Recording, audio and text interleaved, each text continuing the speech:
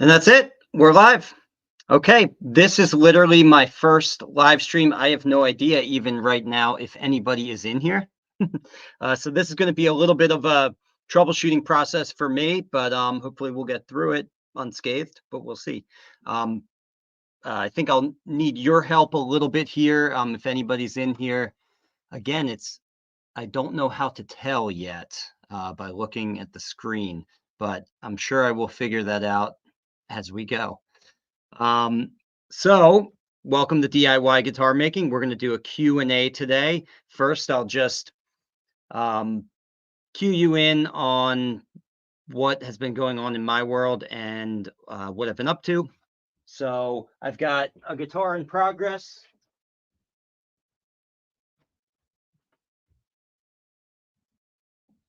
Right here, this is for a gentleman named Doug in Westchester, Pennsylvania. And I've got as you can see, I've got the rims all prepped here. So I've got the kerfing on, the side braces extending from plate to plate as I like them. The blocks are in place and everything is radiused and ready for the back, which I'm going to do my modified lattice bracing that I always like to do because I think it is just honestly, the preferred way of bracing a back.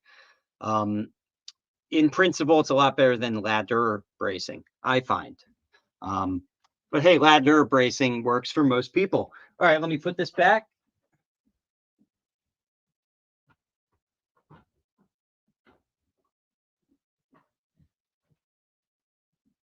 And some other things that I have going on. Oh, I forgot to do this. I just want to try this out. So the streaming software that I'm using has all kinds of cool little fun features, like banners and things like that. So I forgot to say what I usually say in the beginning here, which is if you like what I do and you get a little something out of the lessons that I teach here, please go to ericschaeferguitars.com. There you will find my schedule for my hands-on workshops, which we'll talk about in just a moment because I just had some students here for the new Florentine cutaway workshops that I teach. And there you can also find my online courses teaching you all things Lutherie. So again, if you like what you see here, you can learn more there. All right, well, that was fun using the banner link that they have here on the software. So, oh, there's a comment section. Here we go. Okay, howdy. All right, great. Michael Elwell. Okay, so I am live then. There's some confirmation from Michael. If you could tell me, Michael, if there's anything wrong with the stream, that would be great. Patrick says, how about an update on the Maple guitars? Okay, so everybody can hear me, right? Is that what I'm understanding? I think. I'm going to just keep going, but you guys, please let me know if there's any sort of issue here. But it's very relieving to see that there are some faces here in the chat. So that helps a lot. Okay, some other things I just want to bring up here before we get into the questions. Like I said, I just finished some classes for the Florentine cutaway workshops. And then in the fall, and especially in the spring, I don't have much going on in the fall, but in the spring of 2025, I have a whole bunch of workshops that I am teaching. So this is an 8-day workshop where students come out and they build a flat top acoustic guitar with me in Burnville, Pennsylvania. So if you're interested in that, just come check it out. Go to ericschaeferguitars.com. And the last thing I want to mention is that I will be at the 68th Annual Virginia Mocha Boardwalk Art Show, which is on October 4th through 6th. As some of you guys know, I recently became interested in art shows as opposed to just guitar shows, really just to try something different. I just did the Mount Gretna Art Show, and I should tell you guys a little bit about that because it might interest you as guitar makers, especially guitar makers who are trying to market your product. The art show that I went to was fantastic. Truly. I think I spoke to more actual players than I speak to at most guitar shows. I know that sounds ridiculous, but if any of you guys out there have been to some of these guitar shows, you might kind of know what I mean. There's a lot of collectors or just like, I don't know, kind of uh, very amateur, like beginner guitar players at some of those shows, and basically just not the type of people that are very hardcore and geeking out on guitars and likely to actually buy your stuff. But what was surprising is at this art show in Mount Gretna, I mean, I had people playing my guitars and a lot of interest, and I really wasn't expecting to get as much as I did get. Of course, I did not sell any guitars. I say, of course, because again, if any of you guys have done guitar shows, uh, maybe you have sold guitars at guitar shows, but it is very rare for most people. Every once in a while, someone sells a guitar at a show, and that's like, awesome job, man. Uh, the real sales, the reason you go to these shows is because the real sales come later on from making connections at the show and all of that good stuff. So anyway, let's go ahead and jump right into the private Discord. The Discord is a private members forum where students of my online courses and students from my hands-on workshops can all come together and ask questions amongst each other. And then also I like to kind of condense those questions and talk about things in these videos, which are now going to be live streams, hopefully, if I can, you know, get my shit together here. We'll see. We'll see how this goes. This is an experiment, people. Okay, so let's jump over to the Discord and give me 1 second to orient myself. Hold on, let me check out the chat. Michael says it seems just fine. Okay, good. I'm using the microphone on my laptop, by the way, so I'm sure the audio isn't great, but that's just something I have to troubleshoot because the microphone I was going to use, I couldn't set it up. So anyway, the show must go on. Okay, so in the Discord, the first question we have comes from Gregory, and it's on, the title is New Shop Setup. And Gregory writes, "Hi, finally got my first workshop. Any tips or ideas on setting up would be great. My organization skills are weak and the clutter is forming. Thanks." I can totally relate to that. The clutter and the chaos just seems to always be coalescing around yourself, and you have to fight it and push it back in whatever way you can. Actually, before I comment further, let me read what other people have responded to this. So Patrick writes, "I organize tools by task. If I need multiples of the same tool, I get more than one. That way, all my tools are together where I can find them. There are lots of different ways to store them. Just do what works best for you." Yes, that is a, I have a feeling a lot of these comments are going to be good ideas, but with caveats. Basically, if you inject a little bit of common sense into any of these sort of more principled ideas, you don't go too crazy with them, they can be a really helpful idea. So I've done a little bit of that, even the buying multiple tools, like he said, in some cases where I have dedicated workstations, and I found out that when I was at that workstation, I'm thinking in particular of a station I had set up specifically for doing everything with the sides before bending. So marking them out and getting them wrapped up in parchment paper and aluminum foil and spritzing them usually, and then getting them on the bender. And I found myself walking back and forth to the area where I keep my squares because I needed a square to mark them. Very simple tool, and a tool that I could buy, and I did eventually buy, just a really cheap plastic square so that I wasn't walking all the way over here, repeatedly. So when you notice things like that in your workflow, uh, that's where I find that tip from Patrick to be very, very helpful and relevant. Well, anyway, let me read some more. We got one from Larry Coon before I yap on further. So Larry Coon writes, "I have a small space. I'm in my garage and I only have about 2/3 of it to use as my shop. For me, space management is crucial. My workbench is on rollers and I wheel it to the front of the garage with the garage door open to work. All of my big power tools, table saw, drum sander, router table, bandsaw, drill press, disc sander, belt sander, buffer, are on mobile bases that I can rearrange. For example, I can easily move my table saw at the front of the garage out of the way and then pull out my drum sander, router table, etc. Then push them back when I'm done. I have a Rockler wall mount dust collection system mounted on a stand, which is in turn mounted on wheels with 4-inch ports on all my tools. So I can easily attach dust collection onto any tool. So he's got a lot more here, and I'm going to continue to read that. But let me just interject for a second.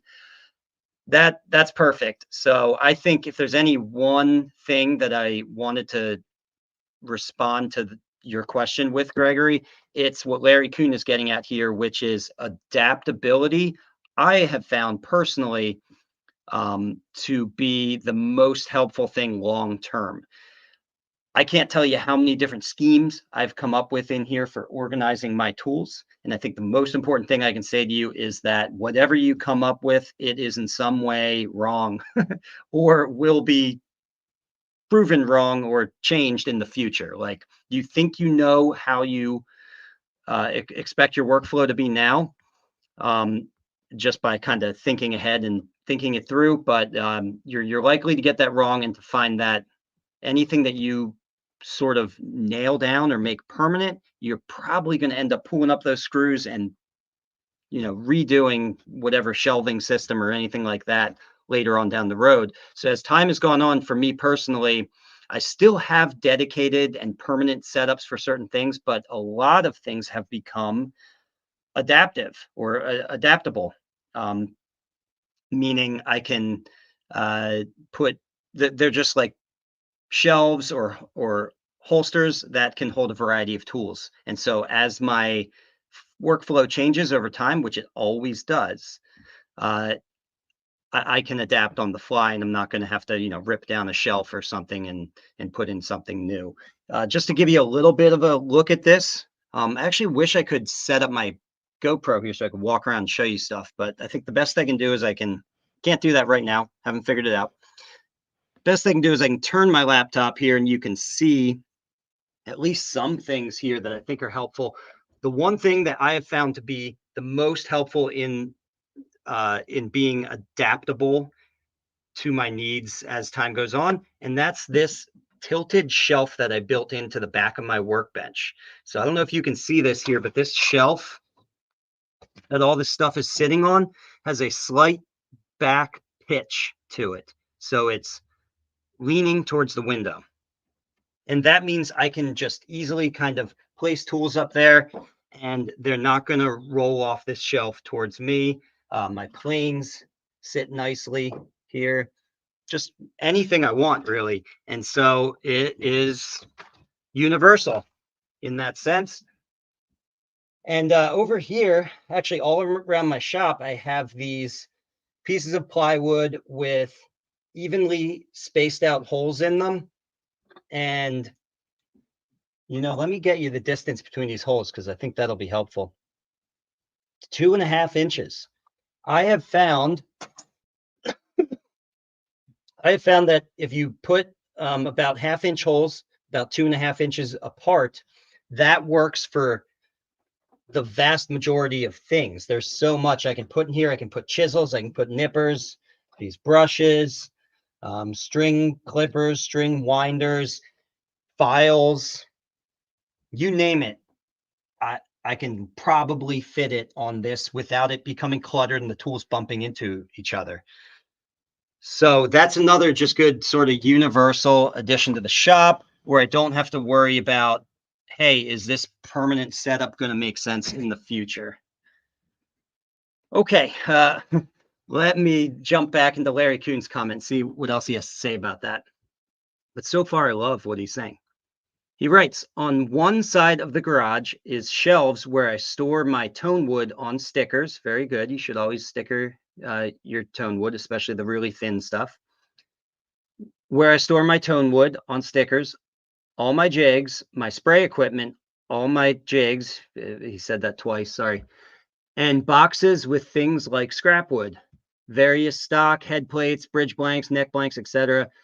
Less frequently used and easily portable power tools, as in the planer, jointer, spindle sander, plunge router, are stored in or in front of these shelves, and I carry them to my workbench when I need them. Various larger jigs and hand tools are stored behind the row of power tools, as are larger clamps, cam clamps, parallel clamps, bar clamps, F clamps, etc., and all are easily reachable. On the other side of the garage are the bench and cabinets above and below, like a kitchen, where I store various smaller tools and supplies like tuners. That's funny because I have a similar thing in my back, my furthest room in the back. Where it actually is old kitchen cabinets from when my parents tore out their kitchen. So they gave me those cabinets and I put them up, and actually kitchen cabinets like that can be very useful. I mean, um, if you weren't going to get in a lot of trouble for it from, say, your wife, you could just set up your shop in the kitchen permanently. Don't do that. On the other side of the garage are the bench and cabinets, okay, like a kitchen, where I store various smaller tools and supplies like tuners. The top of that bench is all storage for things like tool chests, smaller clamps, etc. My 24-inch by 48-inch portable workbench has a vise on one corner and the suction for my vacuum mount on another corner. Okay, sorry, I'm kind of scanning through this now. Some of the infrequently used tools, like my fretting tools, are stored in a box on the shelves. That's good to be pulled out when I get to that part of the build. Okay, and you know what? That's a good tip too. In addition to having tools that are kind of out and visible and in holsters and on shelves and things like that, literally having labeled Tupperware with some of your less used tools and basically tools that can be, thrown in a box and stacked on top of themselves, not edge tools. Um, that's just a good way of keeping things that you use that are good to know that are there, but you don't use regularly. Tupperware bins, kind of tuck them away wherever. Great way to save space. Okay, I'm going to skip to the end of his comment here because it's very good and very detailed. And if you want to read kind of the whole thing and dig into some of his specifics there, you can in the Discord. But he ends by saying, all in all, this system is highly workable, although I do find myself moving the larger tools around a lot when I need them. Hope this helps. Yeah, I think that what he's talking about actually helps a lot of people because a lot of people do not have a lot of space, I find.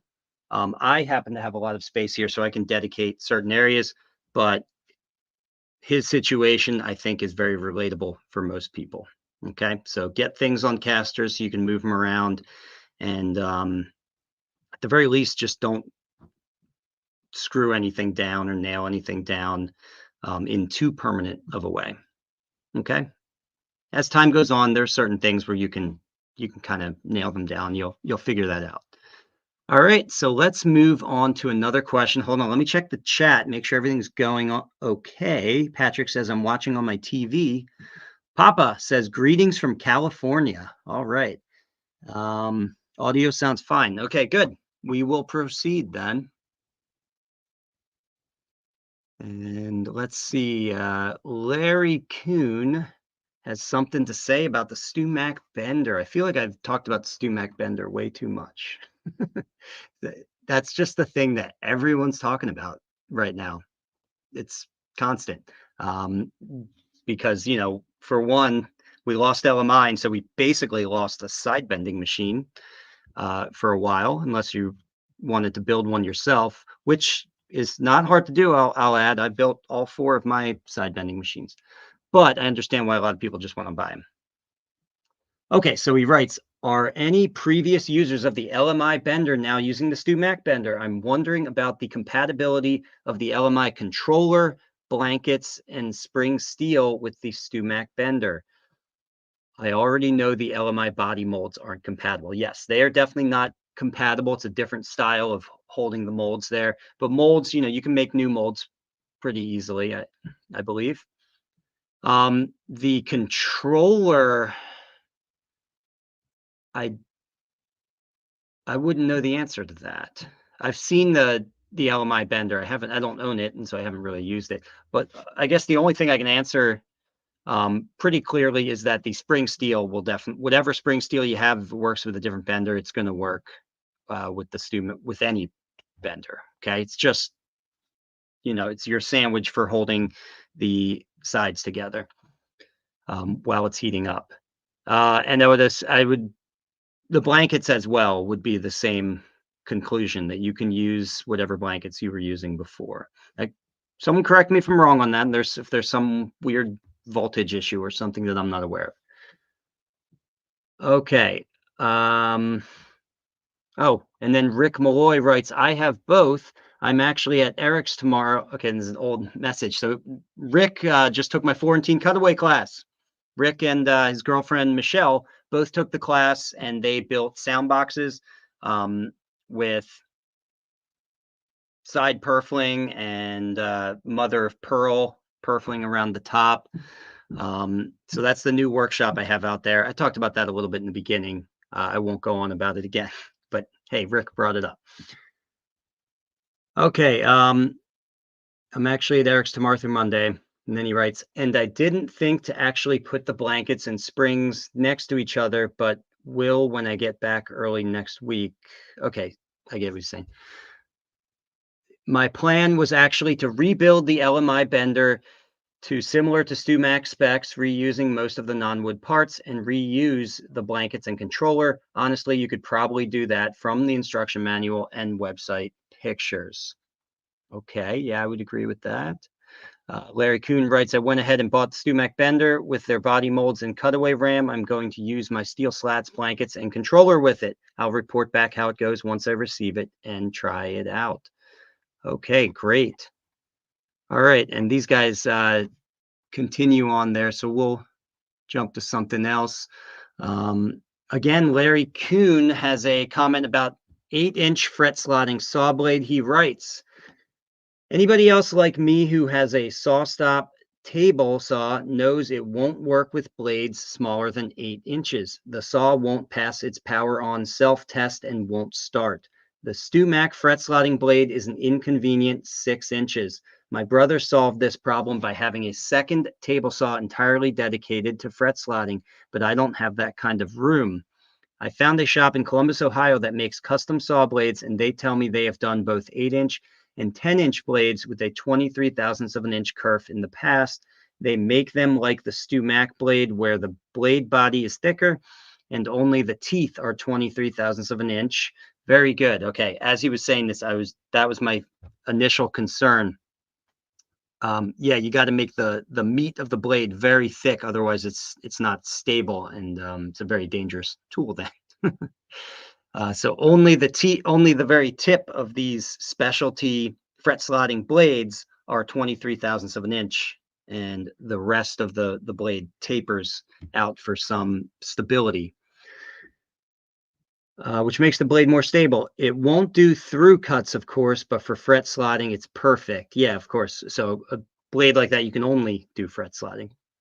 And then he writes, they want $125 for a blade, and they say their ship time is 3 to 4 days. I ordered one and will report back on how well it works. Hopefully for me, hand cutting fret slots will be a thing of the past. Hand cutting fret slots isn't too bad. It's not. It's definitely quicker to do the table saw method, but I don't know. I don't mind hand cutting fret slots. So anyway, that's a good comment there. Yeah, please report back on us. I don't have anything to say about that, except that I have one of the 8-inch blades, and I literally do have a soon to be dedicated table saw just for fret slotting. At the moment, I'm still swapping out my fret slotting setup to do general rip cutting and stuff like that, and then putting the fret slotting stuff back on, which is what it is. It takes time, but okay. And we'll get to YouTube in a little bit, probably soon here. Let me see if there's anything else that I want to address.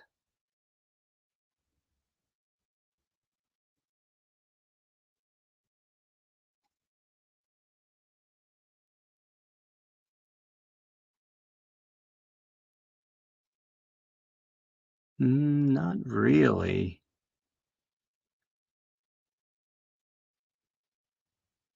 Okay, Patrick writes, I've had some small issues with gluing the top and backs on using my Go Bar deck.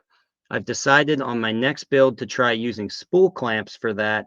StuMac has them, but they want about $10 a piece for them. That's okay for a few, but I'm going to need about 40. I'm going to make them instead. Very good. Making clamps is really easy. So honestly, I'm speaking to everyone out there, not Patrick, you should make them. We really should. Um, what diameter should the spools be? What kind of wood should I make them out of? MDF, plywood, hardwood, plastic. The spools could be the material. I don't really care what it is. I would back it with cork, thin, like 1/16 of an inch adhesive backed cork, like you can get at Michael's. But I wouldn't care if it was a hardwood or a plywood or even a plastic. If you don't mind cutting plastic, I would rather not. I would rather they be out of some kind of wood, just because I don't want to deal with plastic. In diameter, I've got some here. What did I feel like they're about an inch? Let me check real quick.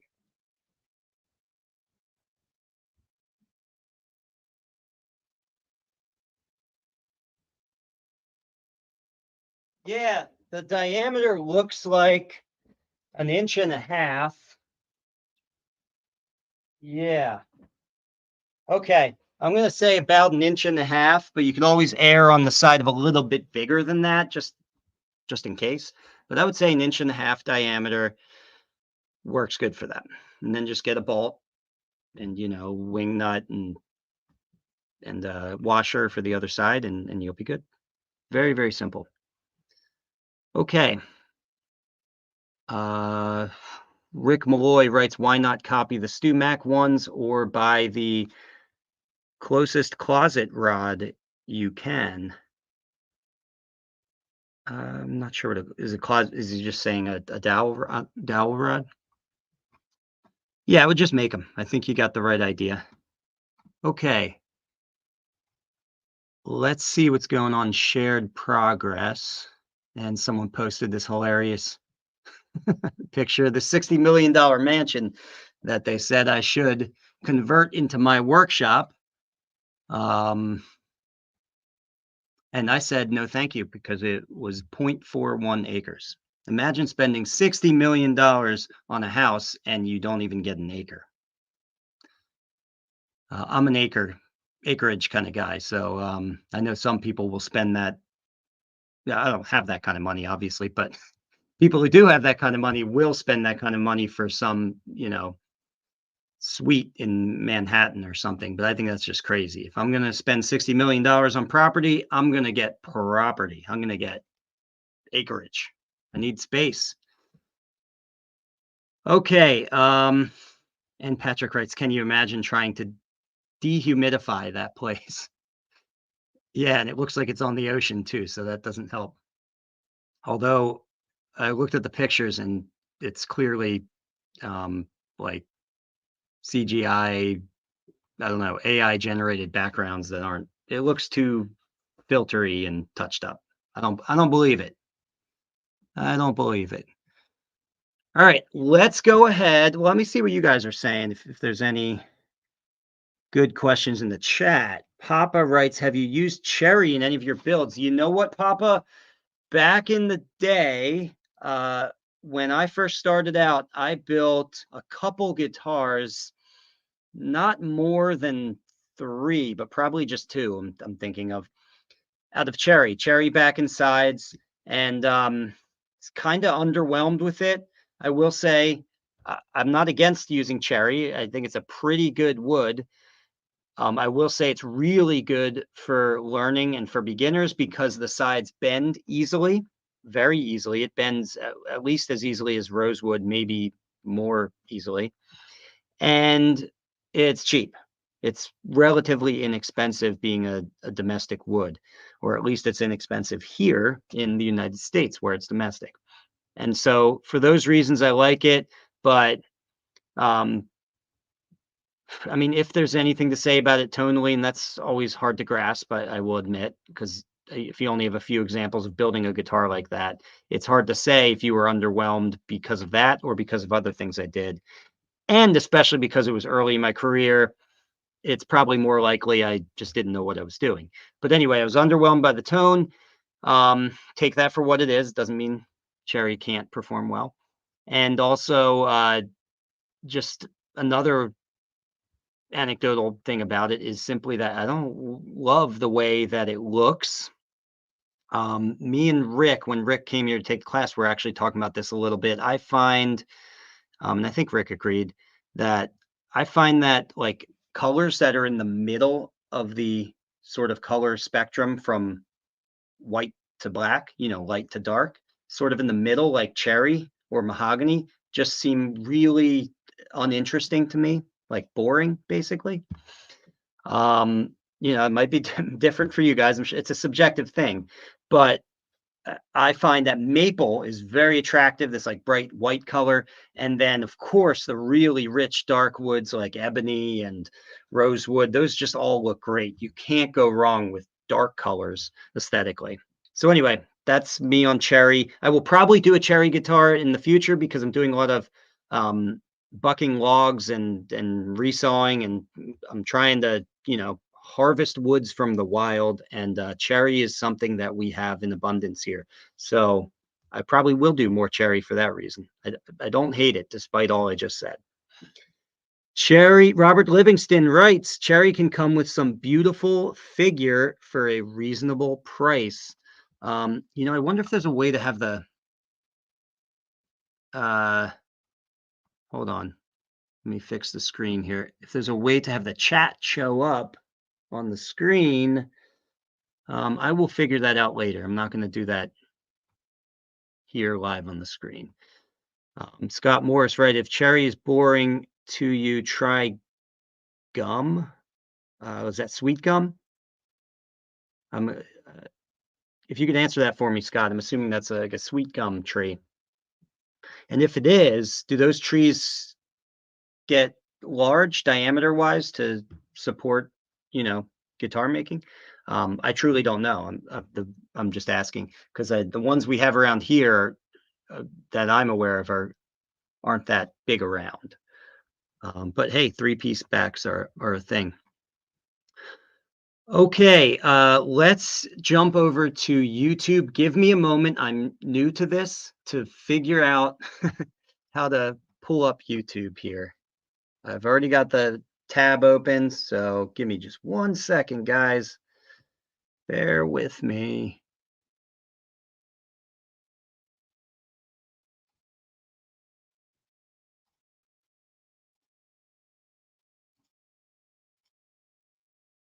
Okay, wow, look at that. I think I did it.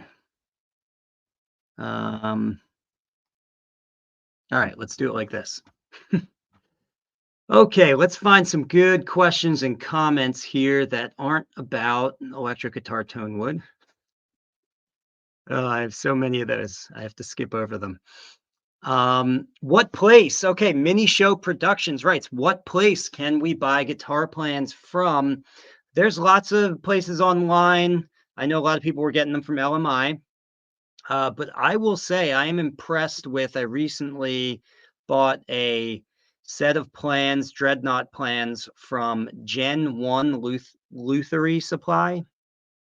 And they're extraordinarily detailed, and there's lots of different aspects of the guitar, and basically anything you could want to be detailed out is detailed out in those plans. It leaves nothing for you to question, I think. It's more detailed than it needs to be. The one thing is they don't, as far as I understand, they don't ship out physical plans. They just sell the print ups, and you have to print it, which, by the way, is actually the best way to get your plans anyway, because you can print them out full size yourself very easily, and you can print them out on like thicker stock paper and whatever, whatever works for you. It just gives you some more optionality if you have access to someone who can print those out for you. I can't print, most people can't. You need a special printer to print really large sheets like that. But there's lots of companies that can do that for you, probably Staples, but I don't know. There's a local company that I use around here called Regent Express in Exton, Pennsylvania. And they print out plans and stuff like that for me. But I don't use plans all that often, except to study them basically. So I don't always need them printed to full scale. Okay, so let's see what else we got here. KZ Kill Hell Coup. Great name. Right. Double action truss rods are useful because they can not only correct a forward and back bow problem, but because they can induce relief in a brand new straight neck. Relief allows for the action to be raised a bit well, let me first comment on what he said. That is true. And yeah, that's not often mentioned or talked about, but that is true. You can build a guitar where the neck is too straight right off when it's complete. And so you actually want to distort that neck slightly with the truss rod. That is possible. Although I find that in almost 100% of the cases, and maybe it's just because I always build my guitars kind of the same way using similar woods that I'm used to, in almost every case that doesn't actually come up as a problem, but it can. So he's right. Continuing his comment, he writes, relief allows for the action to be raised. The action to be raised a bit lower. I don't understand what he's saying because I think he made a typo there. Without becoming ridiculously high at the upper frets. Okay, I'm just going to move on from that. Action is a matter of preference, but there is a more or less correct relief amount to match a given action. Yes, I agree with that as well.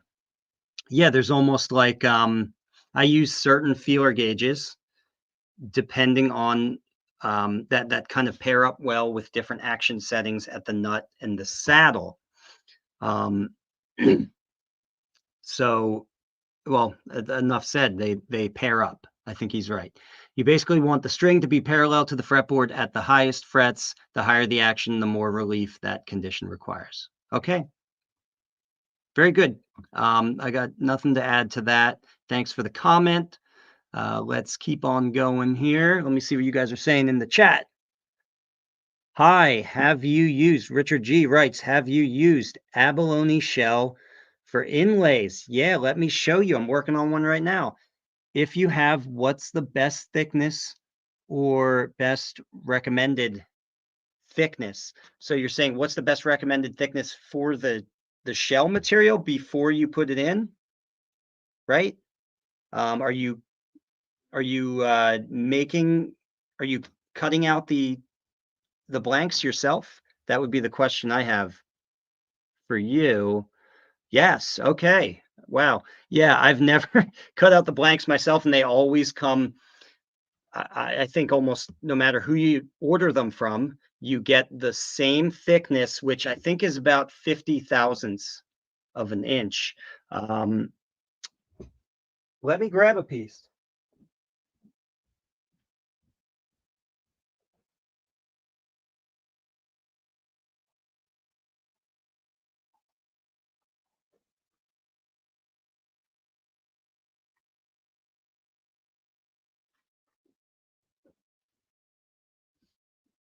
So that's I don't know, an ambitious move, Richard, to harvest your own shell. Essentially, I guess you have an actual shell of the animal, and you're going to somehow get these things out of it. That's cool, man. Props to you. And this, so I also brought a little curved piece because I buy these curved bits to do purfling and rosettes.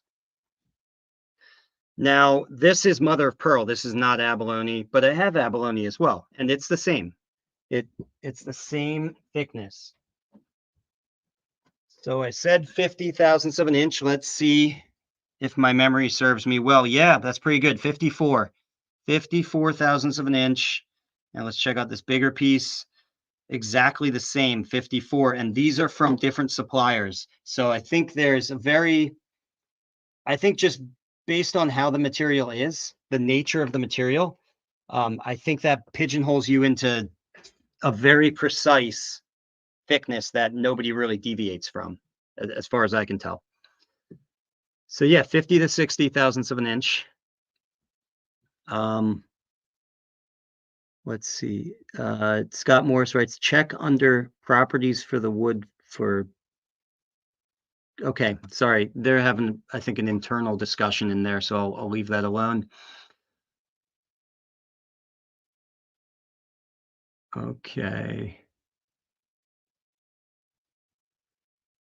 Okay, Reese Riddick writes, and this is on a video I did a long time ago, actually, on inlaying fretboard markers and side dots onto a fretboard.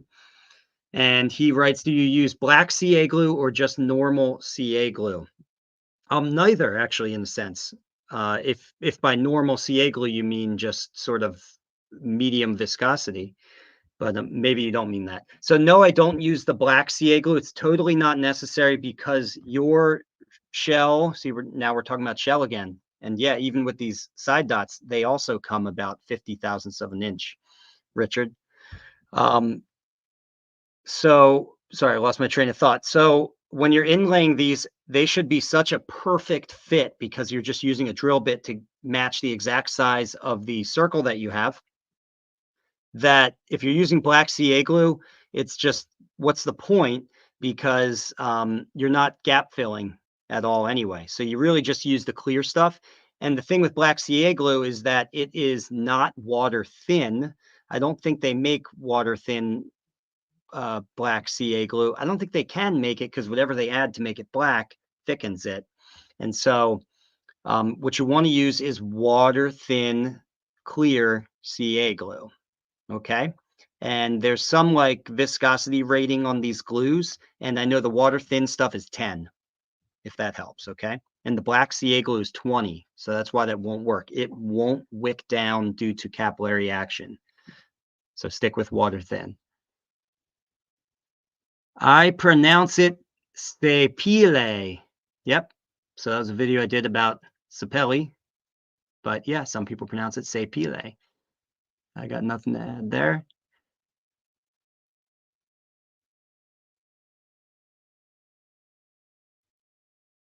Skiz37 writes, it takes an experienced and mature repair person to acknowledge when something is good enough and step away. Well done, sir. Yeah, this was on the, well, thank you for that. And this is on the video I did about repairing a deep soundboard chip out.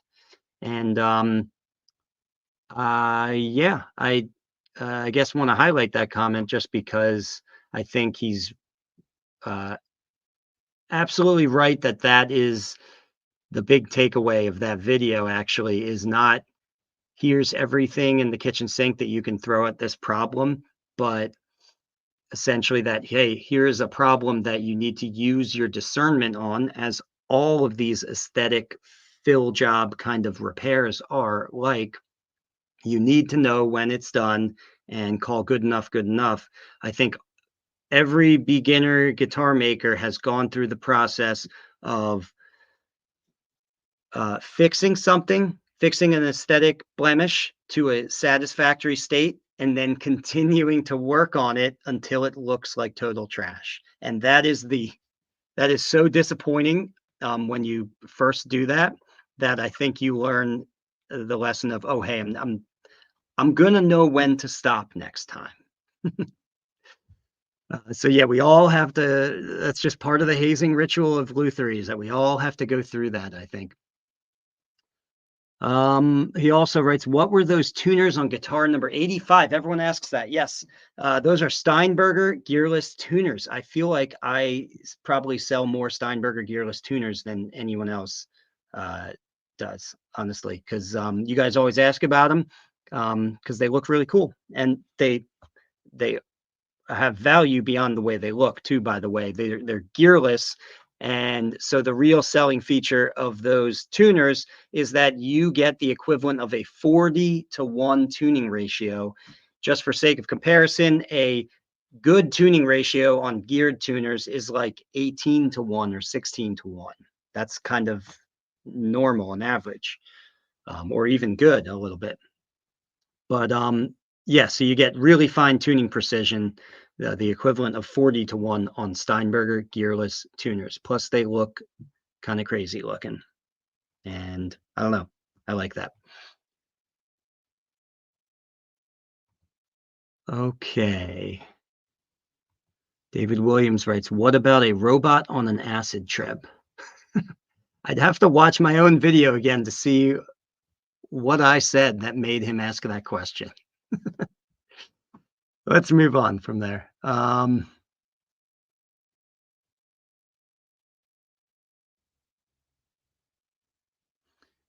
Keith Short writes, "I have had good results with 0.25 inch by 20 TPI inserts, that's teeth per inch, in MDF, provided I wet install them with tight bond." Okay, that's interesting. Yeah, so in that video, a recent video, I was just talking about how MDF does not hold screws. It's notorious for that. The screws eventually just pull right out of MDF.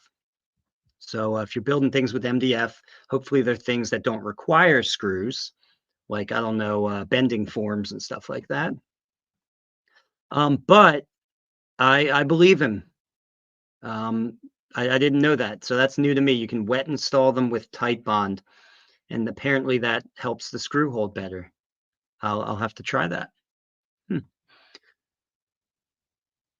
Okay. What time is it? 5:45. I think we're gonna go ahead, not quite wrap it up because I want to see what you guys say in the chat, but then we'll wrap it up from there.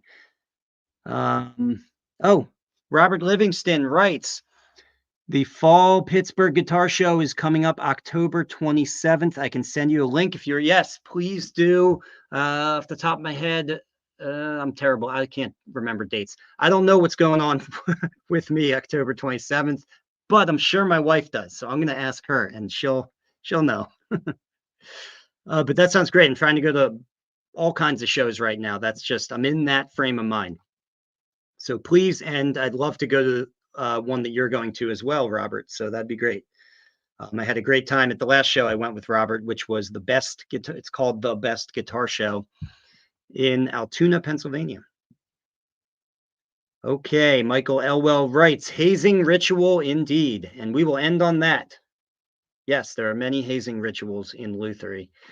All right, well, this was great. I'm actually kind of shocked that we got a turnout here. I totally expected to hit the live button and just be shouting at the wall. But at least there'd be a recorded video and you guys would get to see that later. But actually, this thing appears to work. And I'm going to watch this video later to see if if it worked on your end as well. So that'll be interesting to hear the audio and how all the slides come in. It's interesting. I mean, it's going to be a learning curve here. There's a lot of multitasking. I have to like click things and move slides around while I'm also answering questions. So we'll see how all that goes. Thanks for bearing with me today. And I don't know. That's it. I'll see you guys in the next one. Bye for now.